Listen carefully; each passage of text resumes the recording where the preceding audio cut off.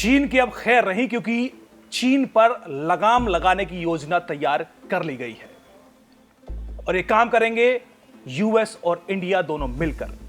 पिछले 2 दिनों से इनके defence secretary Lloyd Austin Bharat के दौरे पर हैं, 3 दिवसीय दौरे पर हैं और पिछले 2 दिनों में वो एनएसए अजीत डोभाल, रक्षा मंत्री राजनाथ सिंह, पीएम नरेंद्र मोदी से उनकी मुलाकात हुई है और दोनों देशों ने मिलकर जो बयान जारी किया है उसका लब्बो-लुआब, उसका पूरा फोकस मुख्यतः चीन रहा है। उसमें साफ तौर पर संकेत दिया गया है, साफ संदेश चीन को दिया गया है कि अब चीन बेलगाम चीन के हथकंडे नहीं चलेंगे, उसको रोकने की तमाम तैयारी कर ली गई है और आगे पूरी योजना लागू की जाएगी। हमारे बीच वाइड रेंजिंग डिफेंस कोऑपरेशन और सर्विसेज के बीच expanding military to military engagement, information sharing और रक्षा के उभरते हुए क्षेत्रों में सहयोग और म्यूचुअल लॉजिस्टिक्स सपोर्ट 2 एग्रीमेंट हुए हैं यूएस और इंडिया के बीच। इन एग्रीमेंट, ये जो एग्रीमेंट है वो है logistics exchange memorandum of agreement and security agreement and basics exchange and cooperation agreement.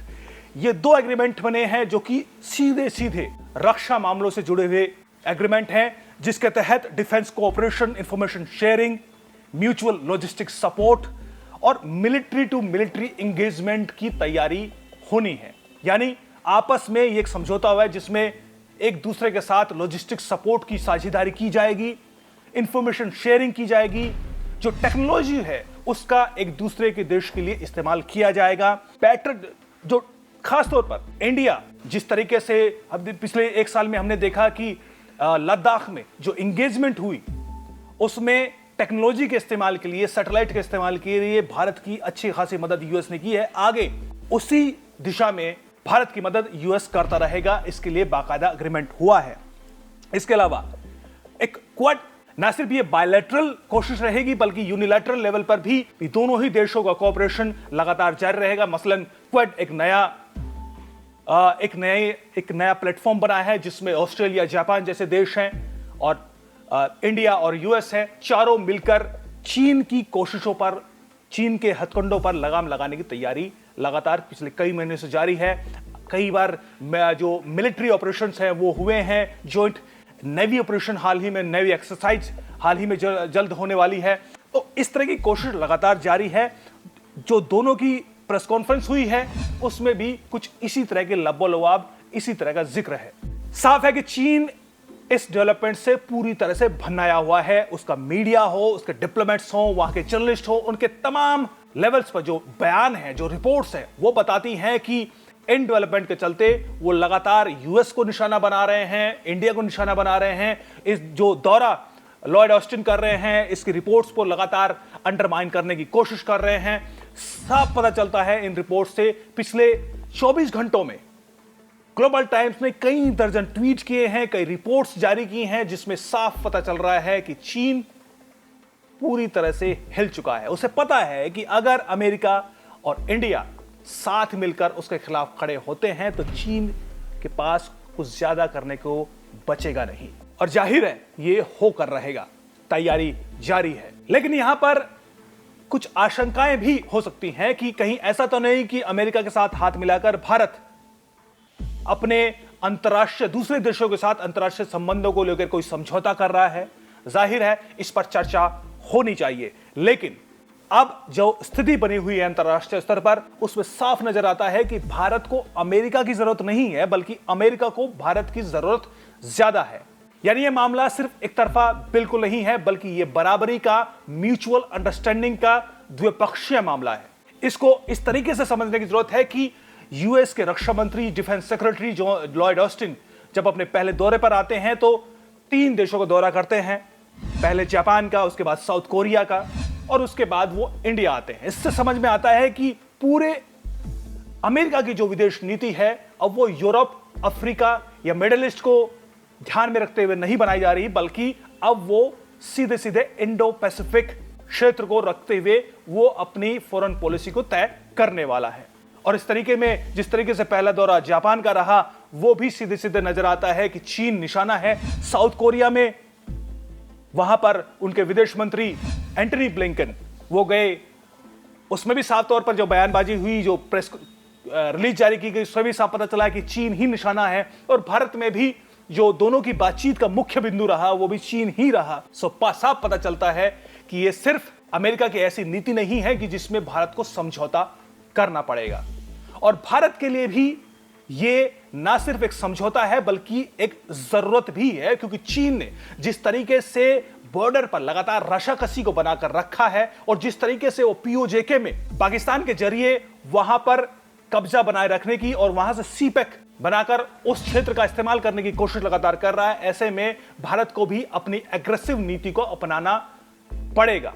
Bharat के लिए जरूरत है कि वो चीन के खिलाफ अपनी एग्रेसिव विदेश नीति को तैयार रखे, योजना को तैयार रखे, उसको लागू करे।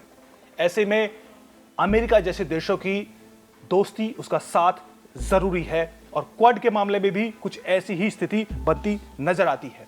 दूसरी स्थिति यहां पर ऐसा है कि भारत को समझौता नहीं करना पड़ेगा, वो इसलिए भी जरूरी है क्योंकि यूएस की सीनेट कमेटी है जो फॉरेन अफेयर्स के पॉलिसीज को तय करती है, उसके जो चेयरमैन है वो है डेमोक्रेट, एक सेनेटर हैं रॉबर्ट मेनेंडेज।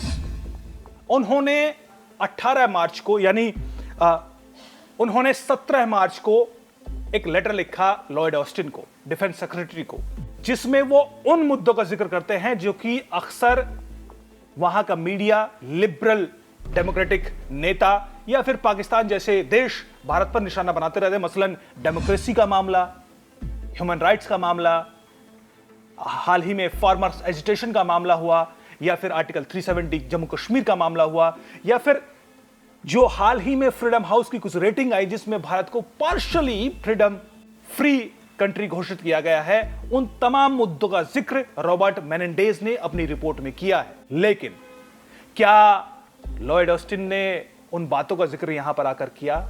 बिल्कुल नहीं। साफ पता है कि भले ही लॉबिंग करने की कोशिश की जाए, भले ही अपने ही देश में उनकी अपनी ही डेमोक्रेटिक पार्टी के सेनेटर्स, अपने ही फॉरेन अफेयर्स की सीनेट कमेटी उन पर दबाव बनाए, लेकिन अब साफ पता चलता है कि अब अमेरिका उस स्थिति में नहीं है कि किसी दादा की तरह हॉस्टाइल सिचुएशन में भारत को लाने की कोशिश करे। अब भारत की स्थिति काफी हद तक बदल चुकी है। अंतर्राष्ट्रीय राजनीति में भारत का कद काफी बड़ा हो चुका है। अब अमेरिका उस स्थिति में नहीं है कि वो भारत पर इस तरह के दबाव बना सके, इस तरह की बार्गेनिंग कर सके। लिहाजा यहां पर जो भी मीटिंग हुई, यहां पर जो भी प्रेस कॉन्फ्रेंस हुई, जो भी बयानात आए, उसमें उन तमाम मुद्दों का कोई जिक्र नहीं है जो कि फॉरेन अफेयर्स कमेटी की, सीनेट कमेटी की, जो फॉरेन अफेयर्स को लेकर जो सीनेट कमेटी है और उसके चेयरमैन रॉबर्ट मेनेंडेज, उन्होंने पत्र में लिखा था। यानी उन बातों का कतई जिक्र नहीं हुआ यहां पर डिफेंस सेक्रेटरी के दौरे के दौरान, ना कोई बयान में, ना ही किसी प्रेस कॉन्फ्रेंस में, और ना ही किसी जो इंटरनल बातचीत हुई है, जो मीटिंग्स हुई है, उसमें कहीं भी इस तरह का जिक्र सामने नहीं आता। साफ पता चलता है कि डिफेंस जो वहां की नई इनकम्बेंट गवर्नमेंट है वो भारत से कोऑपरेशन चाहती है, दोस्ती चाहती है, किसी तरह के इस तरह के मसलों में उलझना नहीं चाहती। यानी इतना तय है कि अब जो अंतर्राष्ट्रीय स्तर पर भारत के खिलाफ प्रोपेगेंडा करने की कोशिश जारी थी, अब वो किसी तरह यूएस के नए एडमिनिस्ट्रेशन के जरिए उसका इस्तेमाल नहीं कर पाएंगे। दो साइन है कि भारत अमेरिका के साथ दोस्ती करता भी है चीन के खिलाफ या किसी दूसरे मुद्दे पर, तो यहां पर भारत को किसी भी स्तर पर समझौता नहीं करना पड़ेगा। पिछले 2-3 सालों में अंतर्राष्ट्रीय स्तर पर कूटनीति में, राजनीति में भारत का कद काफी हद तक बदल चुका है, कद काफी बड़ा हो चुका है। अब इतना तो तय है कि भारत को किसी भी स्तर पर समझौता नहीं करना पड़े, ऐसी सिचुएशन कोई देश पैदा नहीं कर सकता। किसी भी देश को आगे बढ़ना है तो उसको भारत का साथ लेकर आगे चलना पड़ेगा, चाहे वो यूएस के मामले में हो, चाहे वो रशिया के मामले में हो, चाहे वो यूरोपियन कंट्रीज हो, और चाहे वो खुद चीन ही क्यों ना हो। वो लंबे समय तक भारत जैसे देश को नाराज नहीं कर सकता। बहरहाल भारत और अमेरिका ने चीन पर काबू पाने की तैयारी कर ली है। इसमें आगे क्या क्या बदलाव होते हैं, किस तरीके से चीन को लगाम लगाने की कोशिश जारी रहती है, आगे आगे देखिए होता है क्या। नमस्कार।